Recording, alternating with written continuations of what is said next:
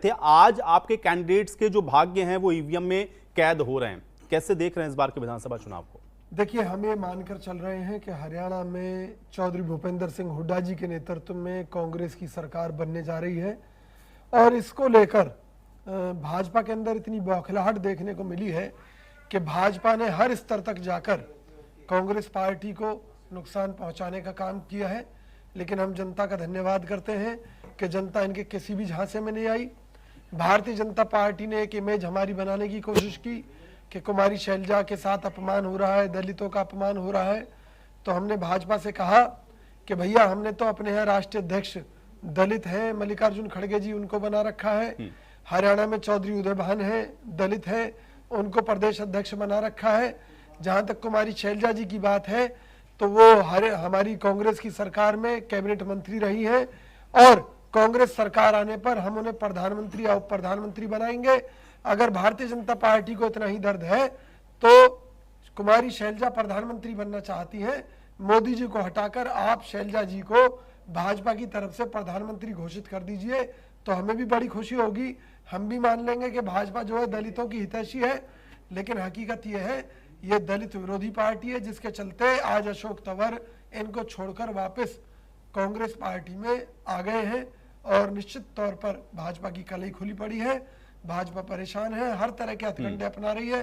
कभी वो कहीं पर हिंदू मुस्लिम कर रही है, मामन खान का मुद्दा उठा रही है, कहीं पर वो दूसरे मुद्दे उठा रही है, जबकि इनके हर झूठे मुद्दे को आम जनता द्वारा नकारा जा चुका है और खुद बीजेपी मान रही है कि हरियाणा में कांग्रेस की सरकार बनने जा रही है। चलिए, देखिए, सच्चाई तो ये है, इनकी पार्टी को जिंदा किया केवल कांग्रेस के रहमो करम ने। कांग्रेस के रहमो करम पर जिंदा होकर इन्होंने कांग्रेस को काटने का काम किया। लेकिन अब हमारा वोट बैंक वापस हमारे पास आ गया है। इसलिए आप देखेंगे कि जो आम आदमी पार्टी जिसने बहुत तेजी से तरक्की की थी, बहुत तेजी से उसकी डिमोशन होगी और खत्म हो जाएगी। ये हरियाणा की बात कर रहे हैं, ये हरियाणा के एक सवाल का जवाब नहीं दे सकते कि भैया SYL का पानी हरियाणा को मिलेगा या नहीं मिलेगा, क्योंकि आपके मुताबिक पंजाब में आम आदमी पार्टी की सरकार है। आप कहते हो कि आप हरियाणा के बेटे हो, जबकि पानी के नाम पर आप हरियाणा के दुश्मन बन जाते हो। हरियाणा की जनता के साथ ये दोगला व्यवहार क्यों? आप दिल्ली की बात करते हैं, आपने स्कूल बनाए। अरे भैया, स्कूलों में आपने बनाने में घोटाला किया, आपने दिल्ली की जनता को शराब में डुबो दिया, जिसके कारण केजरीवाल जी जेल में रहे निश्चित तौर पर। और अब बीजेपी ही इन्हें बाहर लेकर आई है ताकि हरियाणा में ये वोट कटवा पार्टी की भूमिका अदा। लेकिन विजय जी, जनता भी तो देख रही है ना ये चीज। मैं आपको स्पष्ट कर दूं कि एक जंगल में जब आग लगी हुई थी तो एक चिड़िया चोंच में पानी भरकर लाती थी और उस आग को बुझाने की कोशिश करती थी। तो किसी ने कहा कि भाई ये आग इतनी भयंकर है, तेरे जरा से पानी से क्या आग बुझ जाएगी? उसने कहा कि जो मेरी ड्यूटी है उसको मैं ईमानदारी से निभाऊंगी। और उसको देखकर और अन्य पक्षी भी आए, सबने मिलकर आग बुझाई।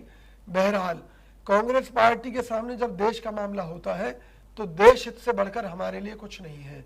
हमें मालूम है कि मोदी जी के नेतृत्व में भाजपा ने इस देश को बर्बाद कर दिया है, आर्थिक रूप से चौपट कर दिया है, महंगाई की मार से देश को बर्बाद कर दिया है। भाई, वो खुद ही अपने स्टेट में सही काम नहीं कर रहे हैं आपके हिसाब से, क्योंकि आप आरोप लगा रहे हैं अभी इनके ऊपर। आपको मैं एक चीज बताना चाहता हूं, जब इस देश को आजाद कराने की बात आई थी तो देश की आजादी में जो भी कोई आगे बढ़कर आया और उसने कहा कि भाई हम योगदान देना चाहते हैं तो हमने सभी को गले लगाया।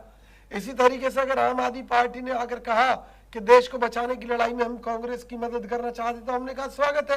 लेकिन इसका मतलब ये थोड़ी नहीं है कि अगर हमारा कोई सहयोगी शराब घोटाला करे तो देश हित में हम उस बात को, ये देश हित में है कि घोटाला अलग करना चाहिए ना भाई। आप अपनी लड़ाई सक्षम नहीं है, इसका मतलब आप मानते हैं लड़ने के लिए? तो सही, कांग्रेस सक्षम नहीं है अकेले लड़ने के लिए। जवाब ले लीजिए, कांग्रेस सक्षम है, लेकिन वक्त की बात है।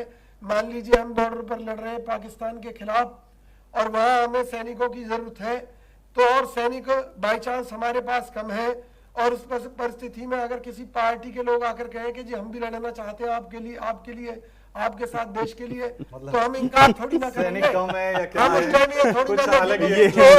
ये एक्सप्लेनेशन तो मुझे लगता है कह रहे हैं हमारे पास 2 लाख से ज्यादा तो हमारा जो संगठन है उसके अंदर लोग हैं, आप उनको वोट कटवा बता रहे हैं। हरियाणा में हो सकता है कि इनके मुताबिक इनकी सरकार बन रही हो, लेकिन देश का मीडिया, देश की जनता और हरियाणा की जनता स्पष्ट कह रही है कि मुकाबला कांग्रेस और भाजपा के बीच में है, न जजपा इसमें कहीं है, न आम आदमी पार्टी कहीं है, न इनेलो बसपा कहीं है।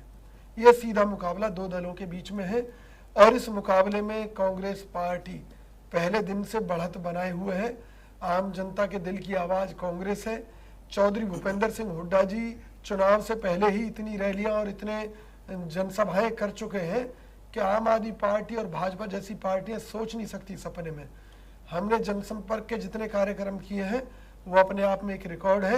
हरियाणा में कांग्रेस की सरकार आने जा रही है क्योंकि 10 साल का कुशासन भाजपा का रहा है। 4 बार हरियाणा को जलाया गया है, कभी हिंदू मुस्लिम के नाम पर, कभी जाट नॉन जाट के नाम पर। मैं भाजपा वालों से पूछना चाहता हूं, क्या जाट भारत के नागरिक नहीं है? क्या वो हिंदू नहीं है? क्यों आप जाटों को मरवाना चाहते हैं? क्यों आप जाट को नॉन जाट के नाम पर लड़वाना चाहते हैं? आपने जो पहले लोगों को मरवाया उससे आपको क्या हासिल हुआ? क्या वोट हासिल हो गए? आपने जो मेवात में दंगे फसाद कराए और आरोप लगाए मुसलमानों के ऊपर, जाट नॉन जाट के तो पॉलिटिक्स मेवात अगर मिनी थी, पाकिस्तान मुझे एक बात है। बताइए, ठीक है, मैं कह रहा हूं कि चौर पर और जो पार्टियां उनको वो क्यों नहीं देखेंगे? क्यों कांग्रेस पार्टी को लग रहा है कि नहीं, अगर लौटेंगे भी लोग तो फिर वो कांग्रेस के पास ही आएंगे? देखिए, उसका कारण है जो हमने काम कराए थे वो आज भी हरियाणा के अंदर मिसाल है। अगर हमने बल्लभगढ़ तक मेट्रो पहुंचाई तो उसके बाद अगर बीजेपी ने उसे 1 इंच भी आगे बढ़ाया हो तो बता दीजिए आप। पिछले 10 साल के अंदर इन्होंने जो स्वदेशी की बात करते हैं, फरीदाबाद गुड़गांव में कूड़ा उठाने का ठेका चाइना की कंपनी को दे रखा था।